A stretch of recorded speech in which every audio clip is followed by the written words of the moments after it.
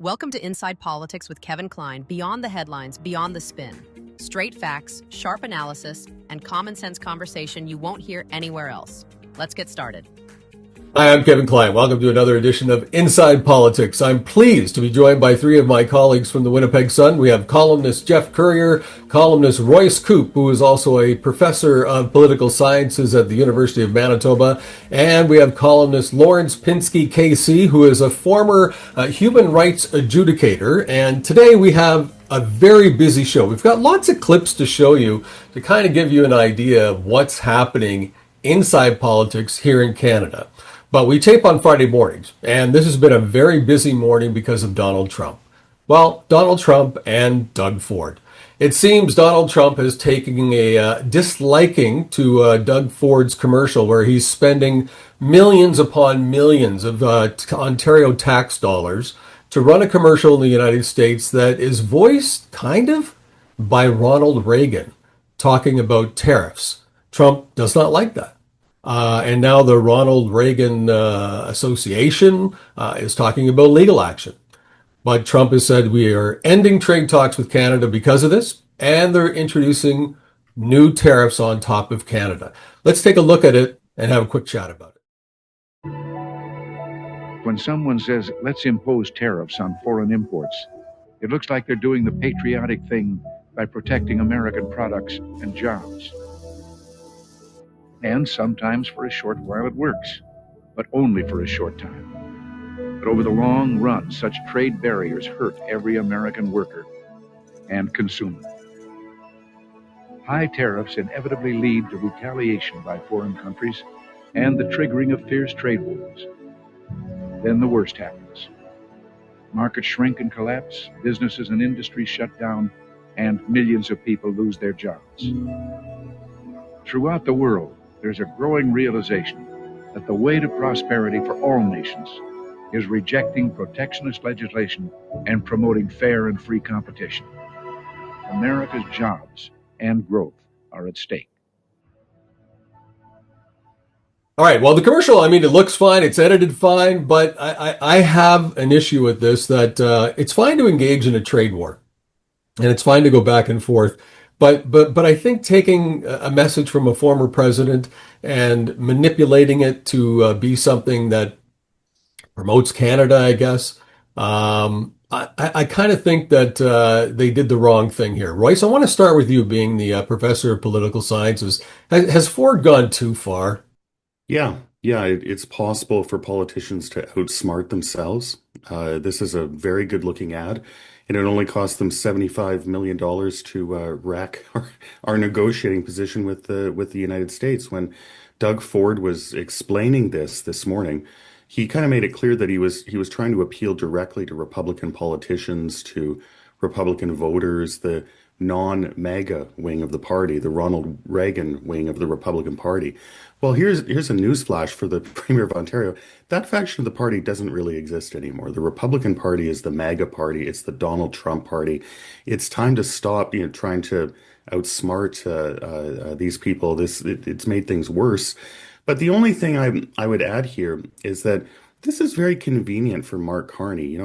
Before this happened, Carney basically acknowledged that we weren't going to get relief from these 25% tariffs. We weren't going to get a tariff deal in the, quote, foreseeable future, and that we would be stuck with these 25% tariffs until at least 2026. So negotiations weren't going anywhere. They weren't close to an agreement.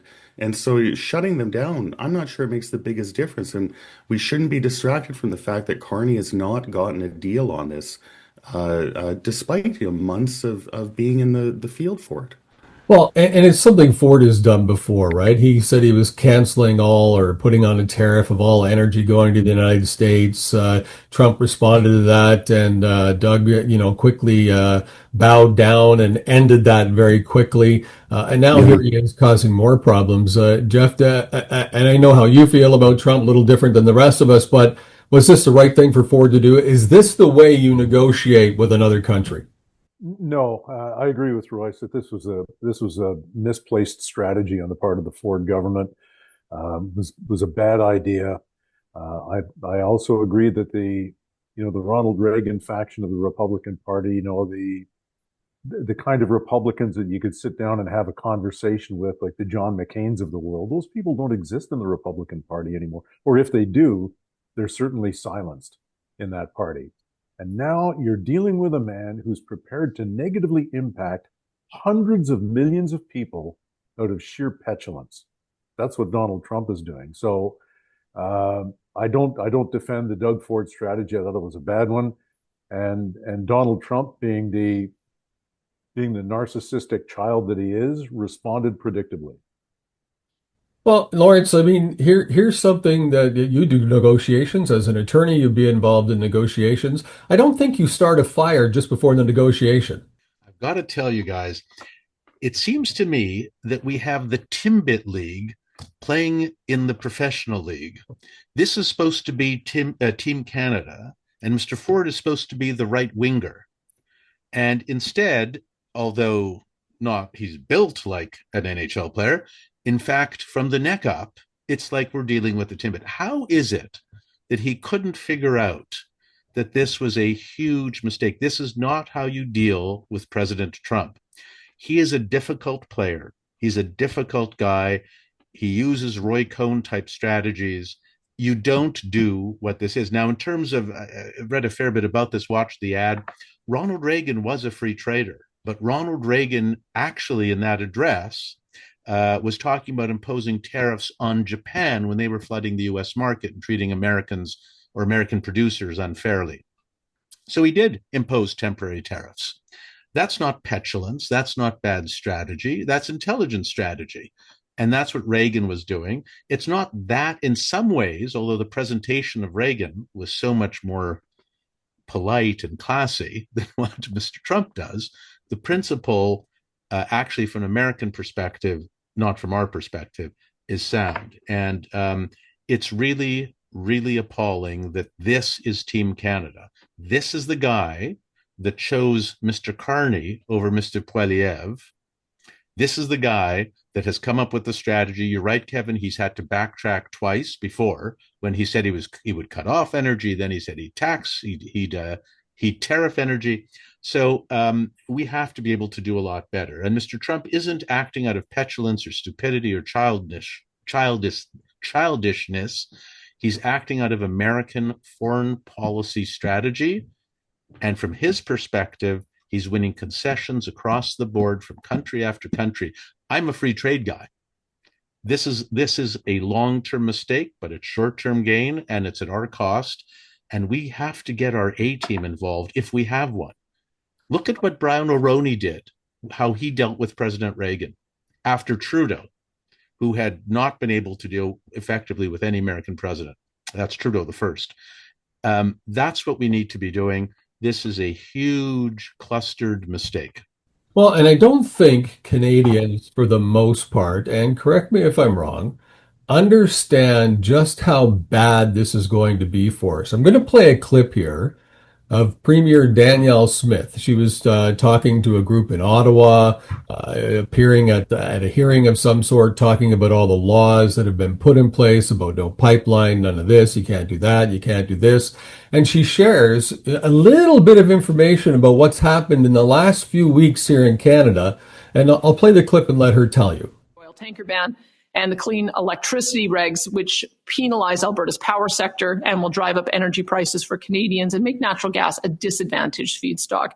These regulations and draft policies have resulted in economic stagnation of one of the single greatest acts of self-harm in Canada's economic history. And as a result of these policies, and there are more of them than I listed, in the last 120 days, Canadian-based companies have announced more than $20 billion in capital investment in the United States. Danielle Smith, very calm, cool, and collected about it. She's trying to keep her composure, but she's talking about Canadian companies that have decided to take $20 billion of capital investment and say no to Mark Carney's Canada and say yes to Donald Trump's United States. How is that going to hurt us, Geoff? Well, it's obvious how it's going to hurt us. The motivations for companies moving are many and varied. If you want to talk about moving head offices, Mark Carney might have an explanation for why he moved his. in the United States. That would be one point. But it's possible that they just see that the tax structure is much more friendly south of the 49th parallel. Some companies, especially in manufacturing, can perhaps avoid some of the tariffs that we're going to be looking at for at least the medium term, as you said, 2026 and probably beyond, because America is becoming even the Republican Party now has become a party of protectionism. Traditionally, the Republicans, of course, were the free trade people. But as we've said, those days are long gone now. The Republican Party, just like the Democrats, tend to be more protectionist. So maybe that's some of the motivation for some of the companies moving south of the border. But obviously, when you're talking about that kind of cash, that's a lot of money in Canadian terms. And you're adding that 20 billion that just recently left the country, not by U.S. companies that were in Canada. You know, there have been a number of U.S. companies that have said, well, we're going to take our money back down to the United States and we're going to invest there. These are Canadian corporations saying, I can't invest in Canada. I don't have the confidence. We're taking this money down south, Lawrence. That, to me, is a very, very big red flag when you add it to the hundreds and hundreds of millions in capital that has already left the country. You're spot on. And remember, the economic genius, Mr. Carney, in the Oval Office bragging that trillions of dollars are leaving Canada to invest in the United States. He bragged about it.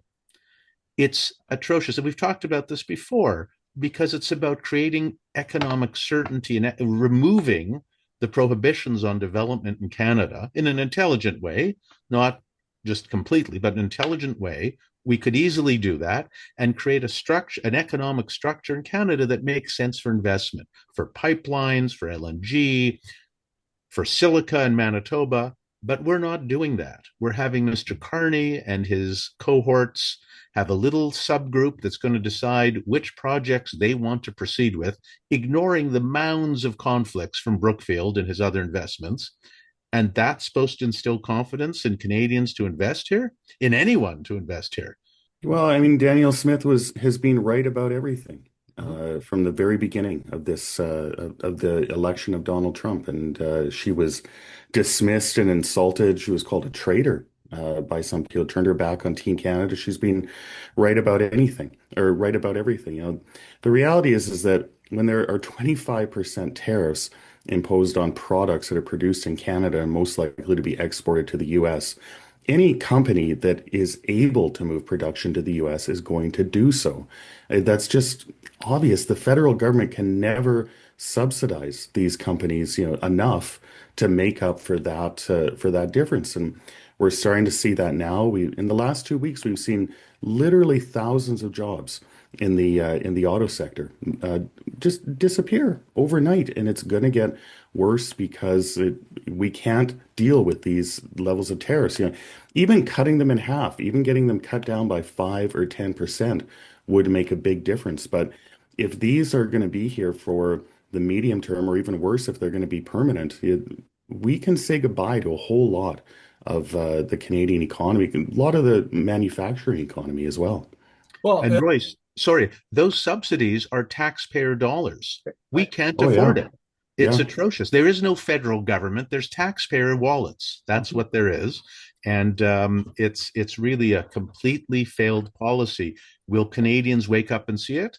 They'll be compelled to when the market falls, when we can't fund what we want to fund. But why not? Why is this not the front page of every newspaper across Canada, on the CBC, on the CTV, Global News? Why are they not talking about the jobs that are lining up to leave Canada? I want to play a clip from CTV News, where they did talk about, it's a company, I believe, based out of Quebec that builds transport trucks, and they're shutting down and going to the United States. We'll take a quick look at this. A truck manufacturing plant in Quebec, in Sainte-Thérèse, Quebec, just north of Montreal, where we're getting news that 300 jobs are being eliminated. This plant makes heavy trucks the Peterbilt brand of trucks. And now the union involved is condemning those layoffs, saying the 300 workers are the latest victims of Donald Trump's trade war.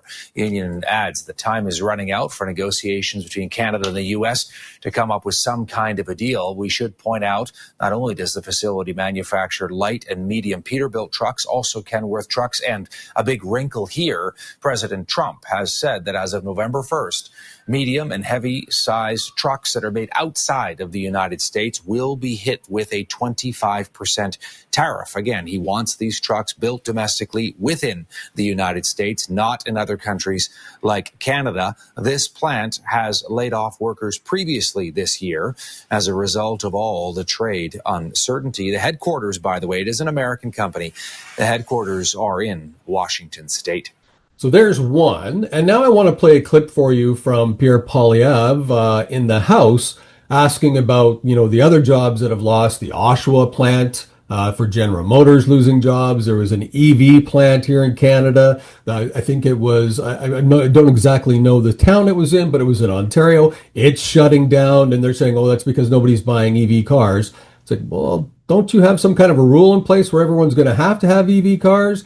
And so on. So the jobs are lining up. People are leaving. You're actually waiting in line to get out of the country when you have jobs. So let's look at this clip from Pierre Poilievre and talking about how the Liberal responds. But now Canadians are learning it was a bait and switch. Today, another terrible tragedy. As they laugh, 1,200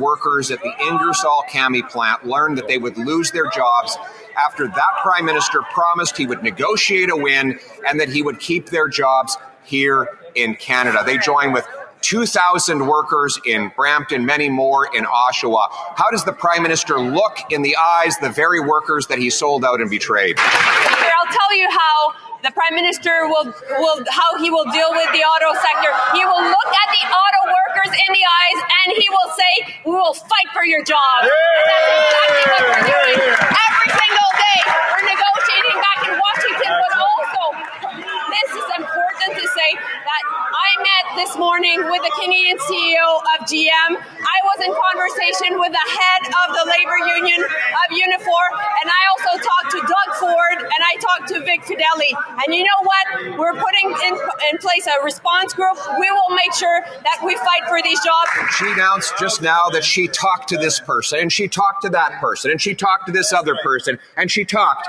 and she talked, and they talked, and they talked. Okay, so there's Pierre Poilievre talking about Jolie just saying, well, I've talked to this group and we've talked to that group and we can tell auto workers we're going to fight for their jobs, and they're going to have to fight for their jobs by flying down to the United States where all the jobs have moved to. I mean, when is this going to become the biggest issue that we're talking about, Royce? Well, it's not, because apparently Pierre Poilievre said something mildly controversial, and so everyone is talking about that. That's what the media is focused on. That's the RCMP thing. Yeah, it's outrageous. But not what he said. The kind of focus of the media on this pretty innocuous comment, I think. But anyway, these jobs, we're talking thousands of jobs disappeared in the course of a few weeks, and this is just the beginning. The GM plant in Oshawa is getting ready to have layoffs. That's going to be thousands more jobs. And when we talk about this, what are we talking about? We're talking about families. Probably the primary breadwinner in those thousands of families is now out of work. What are they going to do in the current Canadian economy? Go drive Uber? Is support their families that way? These were good paying, unionized jobs that sustained whole parts of Ontario, whole parts of this country for a long time, and they are disappearing. Like, we need a deal. Like, it should have happened months ago. Mark Carney was told that delaying any kind of relief, delaying any kind of deal was going to have these kinds of disastrous consequences, and it's exactly what's happening. It was totally predictable. Well, Lawrence, I mean, you've talked about it a couple of times about how Carney was supposed to be the negotiator. He has a very impressive CV, we have to admit. He has a very impressive CV, but no disrespect to Royce, but as you know what they say, those who can do, those who can't teach. So what do you think we're learning from Mark Carney in all this? Well, first of all, I'm going to defend teachers, including Royce, and I too have taught. Thank you. From time to time. So it's not that, but sometimes when we interview young lawyers who want to join the firm, we have someone with a fantastic resume, every box checked, but when you talk to them and ask questions, it's platitudes and nonsense. Not for everybody, but for some. Those are the people to avoid, not to choose to lead the firm, not to choose to lead the country. And that's what we're stuck with. I want to pick up on something Roy said earlier. It's not just the thousands of jobs lost. The linkages into the economies of those Ontario towns are going to be devastated.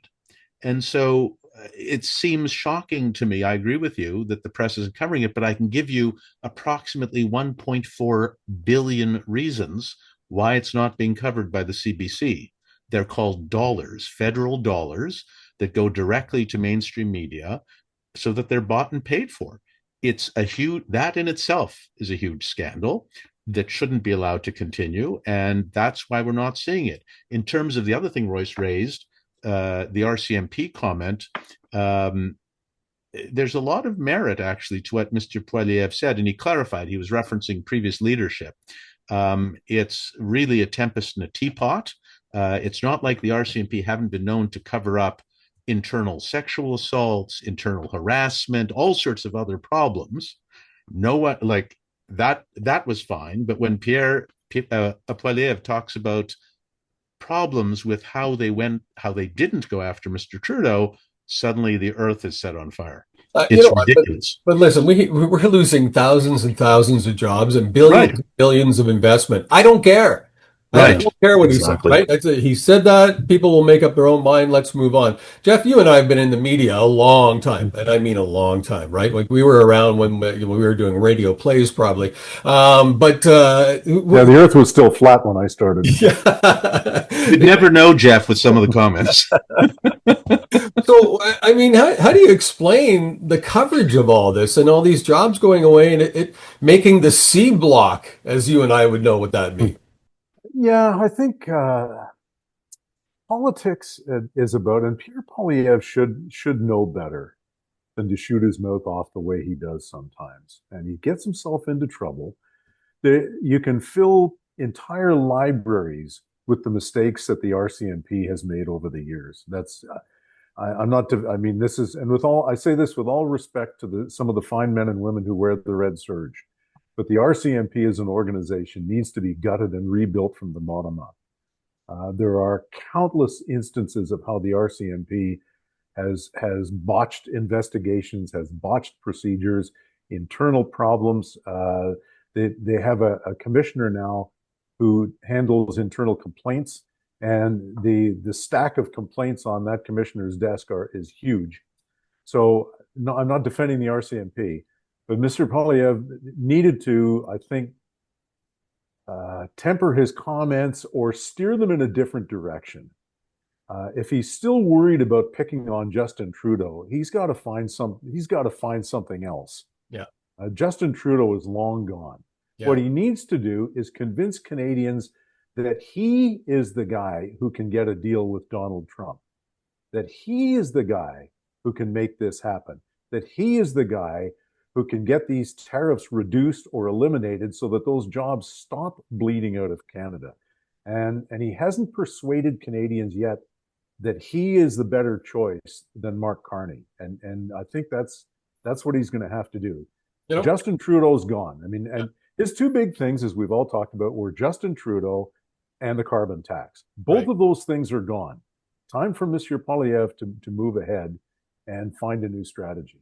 You know, very fair and reasonable comments. And being an ex-politician, I can tell you, when you make a comment like that, which is very minuscule, the media, especially the left-leaning media, is going to pick up on it, and it's going to be the biggest story they ever ran. And then you're going to get it from other members of parliament who want to keep it going. Because for some reason, this country has become, a service to victims. You want to be victimhood. That's how you get heard. You're a victim, right? Everyone's a victim of something. Somebody says something, I'm a victim. That makes me feel bad. You have to take that back. An MP, a Liberal MP from Winnipeg, Dr. Doug Eilfson, put out a tweet about what Polyev said, and I have to read you the tweet because I want your opinion on it. He said this: "My father served in the RCMP for 24 years. He risked his life for the safety of Canadians more times than he could count. Pierre Polyev has disgraced the memory of my father and insulted every officer who has ever served in the RCMP. This cannot be forgiven or forgotten." Really? Yeah. This is cheap politics. This is politics at its very cheapest. Yeah. But unfortunately, this is what resonates with a lot of people, and the Canadian media, as lazy and as stupid as some of them are, will pick up on stuff like this. Yeah, but it's just we're missing the big picture, as you guys have alluded to. We're losing tens of billions of dollars in investment. We're losing thousands of jobs every day. We don't have a deal with the United States. We've got a budget coming up, which is going to be. I think I'm terrified. I mean, Halloween is coming, but I'm a lot more frightened about this budget that's coming up. And yet we're concerned with we're picking fly dung out of pepper here, guys. I was hoping for seafood. You know what? I expect a comment like that from the Kardashians, somebody who's a member of parliament, right? I mean, that's just, it's what is that guy's show that used to have where they throw chairs at everybody? Springer, right? Jerry Springer. It's like he should be on the Jerry Springer show. It's just ridiculous. What kind of a comment are you making? And what value do you have to Canadians by putting that out there? Absolutely nothing, Doug. And I know Doug. Doug, that was childish. But hey, let me play this clip for you, because we are talking about all the stuff that's going on in Canada, and we're talking about all the jobs that are being lost, and we can see inflation is increasing. We know that the Canadian dollar is diving. It will probably win a gold medal for the dive because it's diving so perfectly. And we have a prime minister, though, that paints a different picture. Here's a clip of the prime minister in the House explaining what's been going on since he's prime minister. Mr. Speaker, this budget will get operational spending under control. It will balance our spending over the next 3 years. But we're not going to stop there. We are going to invest in this country. We're going to have the biggest investment in this country in generations, the largest capital spend in generations, the most ambitious trade diversification in our nation's history. We will do everything to help Canadians get ahead, as they have gotten ahead every single month since I became Prime Minister. So, gentlemen, our Prime Minister says life has actually gotten better and more affordable since he became Prime Minister. I'm not sure where, but I can tell you where. Okay, tell me where. The cottage at Rideau. That's where. Where he lives, it's gotten a lot better. For every other Canadian, it has not gotten a lot better. I suppose if you own stock in Brookfield that he used to run, that's headquartered now in New York because he moved it, maybe it's a little better. But otherwise, it's not better. It's atrocious. And Doug Alefson, I'm just going to go back to that. Dr. Doug, all the respect to his father, who served as an RCMP officer, if that's what he did, and other RCMP officers. But what a ridiculous, stupid comment from the guy who said Jesus was a Palestinian, who hasn't said anything about the economy, who's done nothing to fix healthcare. What a waste of time that guy is, and that comment is. I do want to also say that, Geoff, I agree with almost everything you said, which is wonderful. I like to agree with you, but I don't agree that the carbon tax is gone. It's not gone. It's hidden as an industrial carbon tax. It affects food prices, affects industrial manufacturing, affects many, many things. So it's not gone. It's hidden. But in fairness, it was there before. Comment, Lawrence. Okay. It was removed as a consumer tax. But right, your point's a valid one. It hasn't been removed entirely. So it's still there. And as for the bubble that the Prime Minister lives in, I hope Canadians will pop it, and sooner rather than later. It's ridiculous. Yeah, I don't want to hijack the conversation, but Ailson, I agree. It's not even really worth commenting on. The bigger thing, I think, is this kind of immaturity in the Canadian establishment. Politicians, it matters far less what you're actually saying than if you're saying it too harsh. If you're being too harsh, if you're being too mean, that's the real concern here. And the end of Stephen Harper's time as Prime Minister, people, mainstream columnists, are kind of saying like, well, he was actually a good prime minister, but he was too mean. We didn't like the way he spoke. We didn't like this. We didn't like that.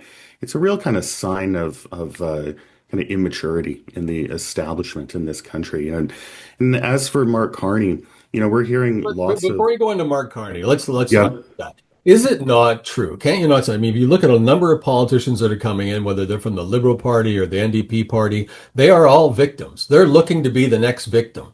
They don't put out something that, makes sense. He didn't put out an argument into protecting the RCMP. All he did was, oh my goodness, you've destroyed the reputation or the honor of my father. He went to that victimhood. And how do you stop that with these politicians that are being paid hundreds of thousands of dollars to do their job and save jobs and bring more jobs to Manitoba or to Canada, to anywhere, but they're playing victims? Tell him that kind of melodrama is more appropriate for stage actors than for politicians. Other than that, I don't know. All right. I cut you off about Carney. Go ahead. Go No, ahead. Finish your thought on Carney. we're hearing rumors now that there could be an early election. The Well, Liberal I told you government. guys that weeks ago. Yes, in fairness, you did it, but they're going to manufacture their own defeat and go into an election. There makes a lot of sense. The kind of future that we're facing in the short term, the jobs that have left is just the beginning. We're probably moving into a recession. It's going to last a long time, and if the Liberals think they can get a majority government before that recession really settles in, then that's a good strategic move. And so, in some ways, the Liberals are kind of betraying what's really happening right now. Things are not getting better for Canadians. They're about to get a lot worse. Does it play into the Liberals' hands also to have an early election to kind of because they can force it? They can force an early election. Given that Pierre Poilievre is set to face a leadership review come February, and the Conservative Party is far from settled in its strategy, and they have not reaffirmed Mr. Poilievre as the leader. Is it to the Liberals' advantage to go early because of those factors? It's a chess game. You're absolutely right. I would do it. Sorry, Royce. I think the bigger consideration is the NDP. I mean, Poilievre is a kind of known threat. He can probably win the same number of votes, the same number of seats, hope maybe, but it's the NDP that's in a leadership race. I mean, it'd be really sneaky, having an election when a party is in the middle of a leadership race, and we don't know how that's going to turn out. If the NDP is going to make a choice that's going to be good or disastrous for them, they're fully capable of going in either direction. And so, if Mark Carney can short circuit that, I think. I agree with Kevin. Like, it actually does make strategic sense. It's sneaky, it's manipulative, but yeah, it makes sense given what's coming. But let's talk about the math for a second, because that's what puzzles me. Assume the Conservatives vote against the budget. Assume the Bloc votes against the budget, trying to piggyback on PQ, the fact that PQ is so far ahead in the polls. How does the NDP vote against the budget? They have 6 or 7 people there. The Liberals are 3 seats shy of a majority. I'm not sure how the math works. You said, Royce, what I was going to say, that the NDP are the critical factor here. They don't have a leader. They have very few seats. They don't have official party status. I'm not sure this is the time for them to go. But they're using this to make themselves stronger if there was an election. They are saying they're not going to just support a budget just to stay in office. Now, if you recall, that was one of the reasons they lost so much support in the last election, is because they propped up Justin Trudeau. And that was played up for months and months and years, that they propped up Justin Trudeau. And if you listen to some of the candidates that are running for leader, they are saying that they don't want to just rubber stamp this budget. We're also hearing from Tom Mulcair that there is a bunch of infighting within the NDP party right now. Yeah. Several of them may not even show up to vote.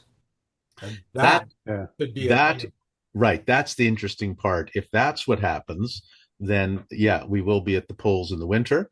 But it seems to me it's suicidal for the NDP. If they wait a little bit, have leadership, then they can run from the left, which is at least rhetorically vacant. And don't forget what the Liberals are going to do. They're going to jack up deficit spending, call it investment.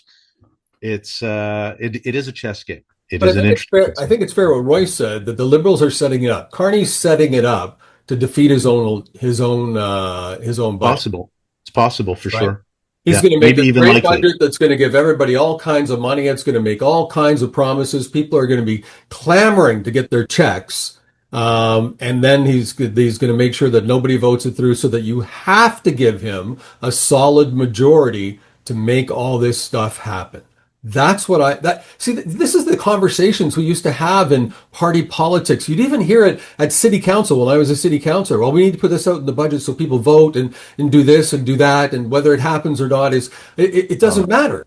So that's what I think that they're doing as well, is they've got strategists, right? It's not them necessarily. They have strategists, like, Doug Ford had a strategist that said, hey, I think it'd be a good idea to poke the bear. And I think he should, do it a couple of times and see what Trump does, which was a mistake. And I think that right now they're getting the advice that this might be a good time to pull the trigger, and it's not unusual, right, Jeff? I mean, we could see. As I said, the NDP's in a real bind, though, because they not only do they not have a leader or a clear strategy anymore, a clear platform, an identifiable platform, they don't have the money to run an election campaign. And as you know, Kevin, I mean, well, you guys have all been involved in election campaigns. It takes a lot of cash. And so, I mean, the NDP may not want to be seen to be propping up a government whose popularity is in decline, but have they got the resources to go out and fight an election and maybe regain official party status? They're in a tough bind right now. But let me give you the devil's advocate side. If you're one of the, I think it's 7 NDPs that were elected to the House of Parliament, if you're one of those 7, you're winning your seat again anyways. You have nothing to worry about. They won their seats. They won their seats handily. So they're going to be back. So their paycheck's not at risk, right? They're not at risk. But if they're having infighting, some of them don't show up, and the ones that do show up vote against, non-confidence vote. Yeah, and I believe Carney wants that. I believe he wants that. He should want it strategically, because he's past his peak, and the situation is only going to get worse. If you are a Liberal advisor, if you're Jerry Butts or one of the others, you would say, do exactly that. Pull the plug. It is the NDP that holds the key. Yeah. So let me talk about a couple more things as we wind down the show a little bit, and keeping on the same topic, same genre with the budget, for example. I want to play this clip from Stephen Guilbeault, who is talking about, a reporter asked him about the CBC 5-year plan. And all the rumors that we're hearing is that Carney is going to give more money to the CBC because they need to reach people in Western Canada. The only way they could really reach people in Western Canada is to go off the air. And then they would gain support in Western Canada. But he says something in here that really catches me as being, well, listen to it. You take a listen. Look at the CBC's 5-year plan. I think there's lots of really good elements in this plan. I really like the fact that the public broadcaster wants to invest more in local news across the country. You saw some of that. Certainly, we think that more. If we can, as you know, we committed to invest more in the public broadcaster, and we believe that those additional resources will help them make sure that Canadians have access to more information, non-biased information, and more local news across the country. To be clear, that'll be in the budget, that promised funding. I'm not the finance minister. I don't know what's going to be in the budget. So we heard in that clip that he believes the CBC is going to deliver unbiased news. So I don't know. Is that a new plan? Because I've never heard that before. And how giving them more money is going to change their mind to go? They're going to attack you now? What am I missing here, gentlemen? Well, it was an election promise to increase funding for the CBC. We shouldn't be the least bit surprised, because that was one of Mark Carney's election promises. So we should not be at all surprised about that he campaigned on increased funding for the CBC. The Conservatives campaigned on defunding the CBC. Canadians made their choice.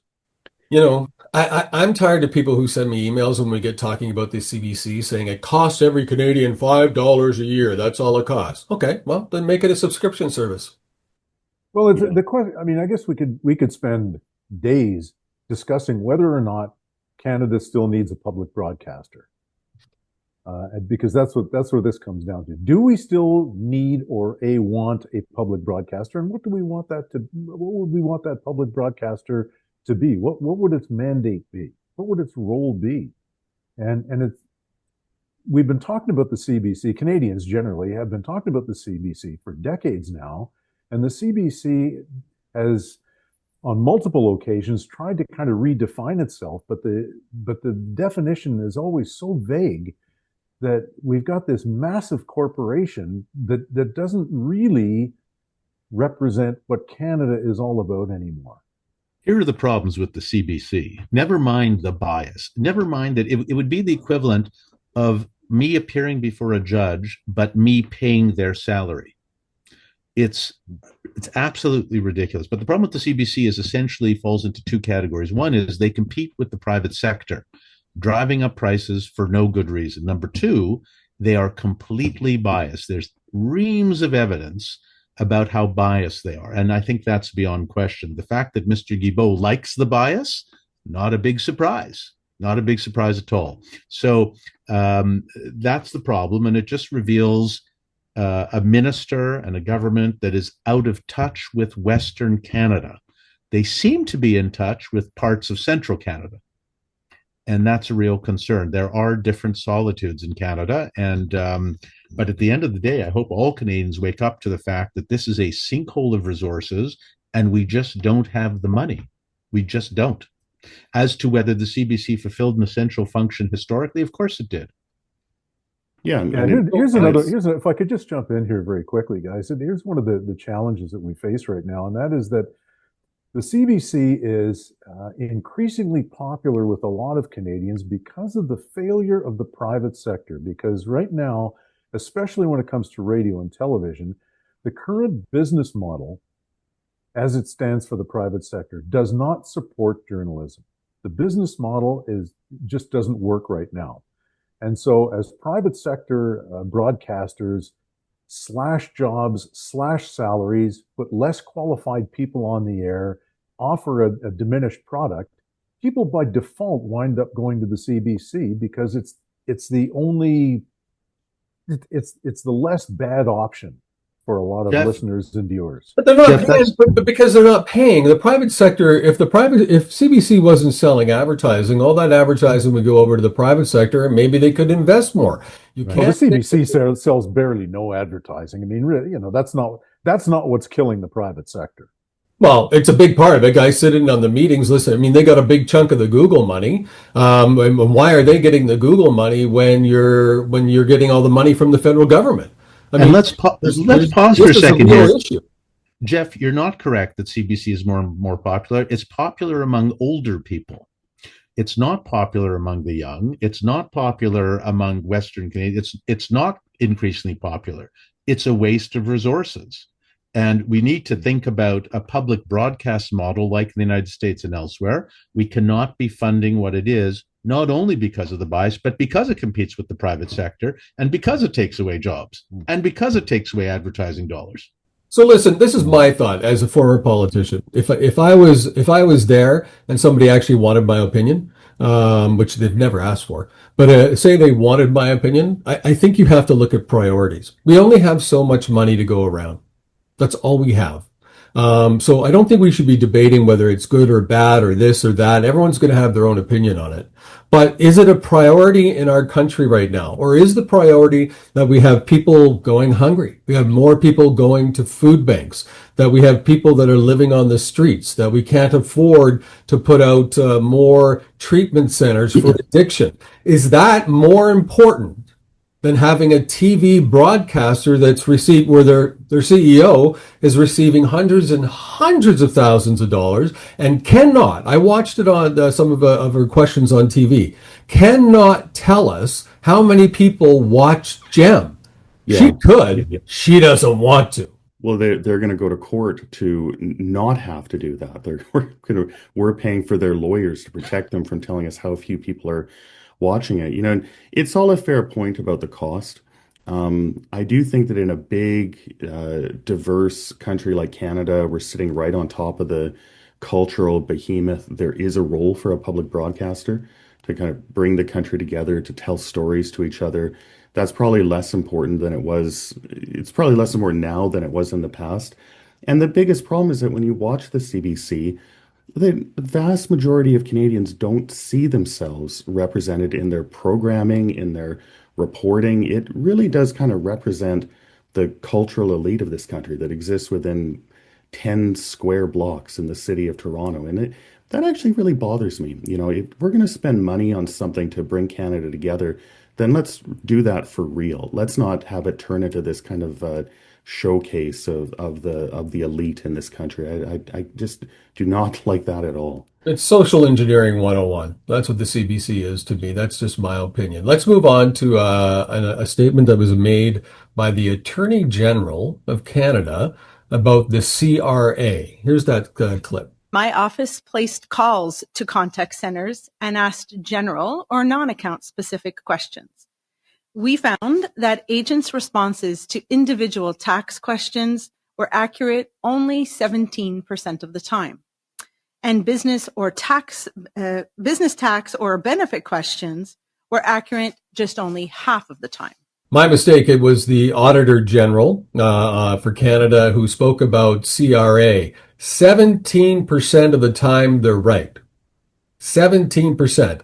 I remember writing a column in the Winnipeg Sun not that long ago that stated we had 60,000 people that worked for CRA in Canada, and the IRS had 75,000. And they have 300 million people. We have 30 million people. The problem, Kevin, is not numbers. The problem is qualifications. Right. But does that get back to what Royce said with the CBC about, are they representative of Canada? Is the DEI hiring? I know people will be mad, but you got to ask the question. Are you hiring based on DEI, or are you hiring based on qualification for people that can do the job? Because my goodness, you can get information at your fingertips within seconds. You don't even have to type. You can ask Siri.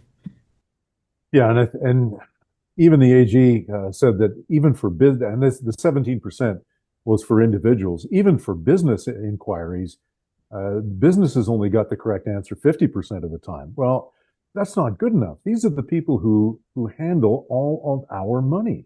This is our money, and the people in the financial industry, the tax planners, tax experts, when they call up the CRA to ask a question on behalf of one of their clients, they can't afford to sit on hold for 30 or 40 minutes waiting for an incorrect answer. And it happens repeatedly. Now, the government some time ago issued that 100-day mandate for the CRA to clean up its act. I'm not sure how optimistic we should be that in 100 days that's going to happen.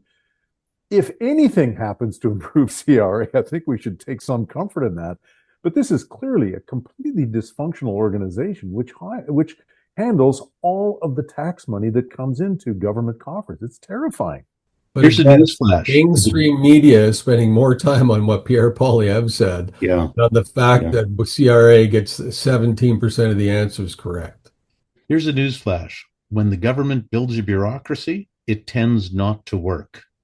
What do you know? It's really should be no surprise at all, but that is the case. Many people have someone who spent hours on hold with CRA, only then to be hung up upon or disconnected. It's very, very poor performance. They need to audit the auditors at CRA. But look, it's just par for the course. And in the United States, Elon Musk did what was it called? Doge, to try to thin things out, make things work better. I don't know how successful he was. Canada desperately needs an effective Doge. We won't get it with Mr. Carney. Yeah, Canadians deserve better. You know, it's so stressful. 17%. I mean, we're reaching kind of failed state territory here. Holy cow! But this has to go back a long time, guys. I mean, this incompetence at CRA didn't just happen since Mark Carney was elected. I mean, this has been years. This has been years in the making, hasn't it? Yep, you're right. But when you say Canadians deserve better, like this is, and to Jeff's point, it's been going on for years and years and years. I mean, when you go to renew your driver's license, I pack a lunch, bring a suitcase just in case an overnight bag, because you never know, right? You never know. You want to be prepared. So, I mean, why can we keep saying we deserve better, But what is it that we can do to get better? I noticed in BC in the news today that they're going, or no, sorry, I apologize. It's Alberta. They're going after the Minister of Education, and they're starting a petition to have him kicked out because of what's going on with the teacher strike there. Well, why aren't we seeing more of this across Canada then? I would start a politician for 90% of who's in office right now, if that was the case. So we keep hearing that we deserve better. What do we do to get better?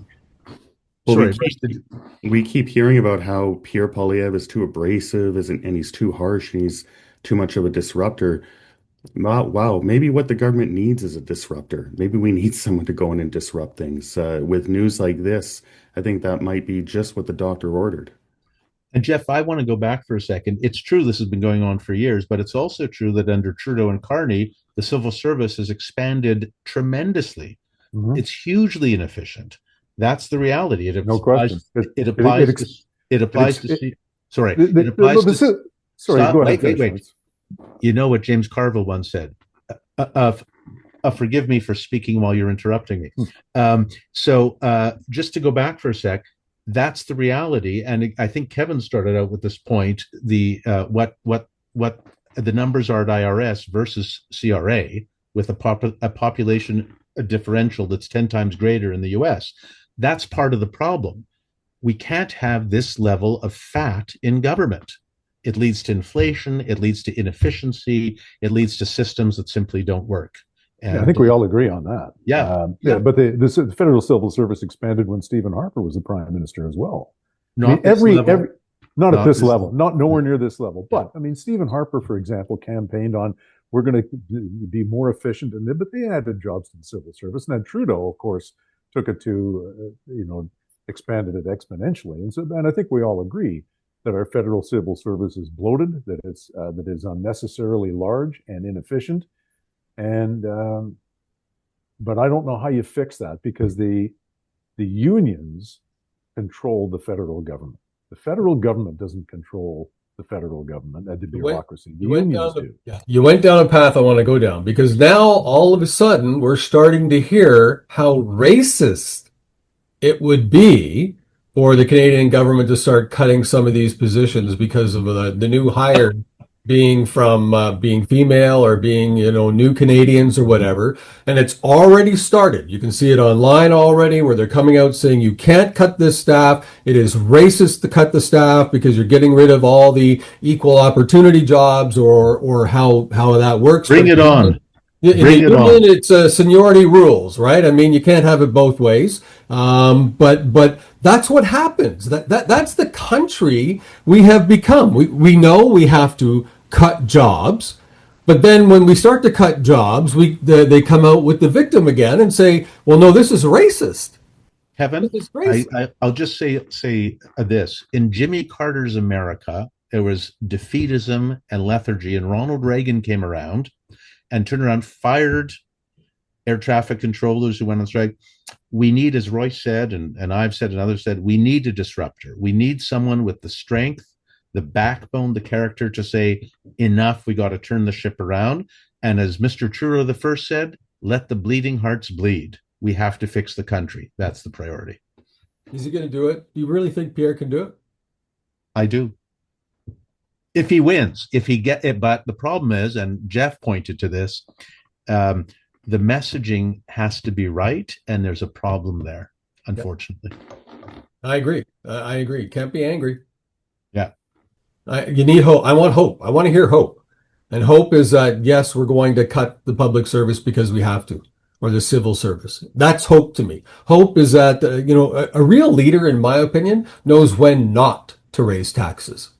They don't know when to raise taxes. They know when not to raise taxes. That's a leader, right? And making the cuts that aren't just cuts for the sake of saying, look at all these cuts I've made, or I want, what did they do in Gillingham and Winnipeg He came out, we're going to have 2% cuts. We're going to ask departments to cut their expenses by 2%. We're going to give them more money, but we're going to ask them to cut it by 2%. That's not how you do this, right? You go in and you say, this is how much money you have. You may have had this, but now you have this, and you're going to make it work. What politician's going to do that? Do you think that really we can put somebody else into office that can do that? Because where does the power lie? internally. I think Pierre would do that. I think he has the strength, the intellectual strength, and the backbone to actually do it, but he has to jump the hurdle to get into office. And some of the messaging is contraindicated to jump that. And that's the issue. But he does have the intelligence and moral backbone to do that. So does Melissa Lansman. So do a bunch of people in the party, and Shuv Majumdar. A number of them do. And, if they get the message right, they'll have a chance to do that, which will be great for all of us. I think what you're talking about there. Oh, sorry, go ahead, Royce. Pierre is tough. I think we all know that, and he'll bring that into government. I think there was that period before the election campaign where we were starting to see Poilievre's softer side. He's talking more about his family, talking about his kids. There's a really compelling and interesting story there. And I think we need to see more of that, especially if there's going to be an election soon. I'd like to see more of that side of him. We know he's tough. We know he can take on Carney. But that sort of thing, it was the same thing with Harper's blue sweater way back in the day. He softened up his image. That's possible for Pierre as well, I think. Which goes back to what we talked about earlier, a snap election. Because if you're Mark Carney's strategist, you're sitting there and you're saying people still think Pierre's angry. They think he's an angry person. Hit now. Get your mandate. Get your majority. Hit now. That's why I think we'll have an election sooner rather than later. Do you have your boots on to go and help knock on doors? I know. Can you imagine if we get an election because Leah Gazan skipped the vote in the House of Commons? I guess that could happen. Yeah. Like she could be one of the people that doesn't show up to vote. Which bothers me. You're paid to be there, and you don't have to be there a whole lot, right? So you can be there when you're supposed to be there and vote when you're supposed to vote. Like stand up and be heard. If you miss a vote, you should be fired. You're gone. Unless there's a really, really, really, really good reason. You should be there for every vote to speak on behalf of those who elected you. At least have the moral clarity to be there and abstain, to be there and, have some position. That's what you're paid to do, not to hide. I agree with you, Kevin. I think it's funny, and Geoff, maybe you could correct me, but I think it's funny that with these votes, the biggest thing in their mind is not, is it good for Canada or bad for Canada? It's can I win if I call an election, can I win the election? Will we get more seats? It's got nothing to do with whether or not it will help us. It has everything to do with whether or not it will help their cause. Oh yeah, and I do have to bow out here in a second, guys, because we've been at this. That's 4 bags of gas. Have been at this for a long time today, but the individual MPs will vote as the party whip instructs them to vote. Mm-hmm. That's the way it goes. And as we've said before, the only real currency political parties deal in is votes. Our currency is money. Their currency is votes. And no decision, no discussion is ever contemplated in any cabinet room, in any strategic room, but that currency is all that's talked about. That's the political reality of it. And that's why it doesn't matter all that much when we change governments, because the same currency applies to whoever is in power. Well, but Geoff, if you looked at the change, as I said before, of Ronald Reagan or Mrs. Thatcher, those were significant state turnarounds caused by elections. Right. They do sometimes matter with the right leadership, and I think Pierre has that. We'll see. Maybe. I hope we'll see. Will we thank Ms. Gazan for that? I don't know. All right, guys. It depends on the appetite of the electorate at any given time. We've talked about this before. Back in the mid-90s, there was a very powerful appetite among Canadians to balance the budget and pay down the national debt. But that attitude among Canadian voters hasn't existed for the last 30 years. Now, maybe it's coming again. Let's hope so. Yeah. Thank you, guys. Good discussion today. Lots of good clips for us to look at. I look forward to speaking to you next week as we move in a couple of inches closer to a budget and potentially another election not that far away. So I appreciate your time, and I look forward to reading all of your columns in the Winnipeg Sun. If you're not in Winnipeg, you can always go online to winnipegsun.com and read the columns from Geoff, Lawrence, and Royce. Guys, have a great weekend. You too. Thanks. You too. Inside Politics with Kevin Klein. Please like and subscribe to this channel and visit thewinnipegsun.com for more.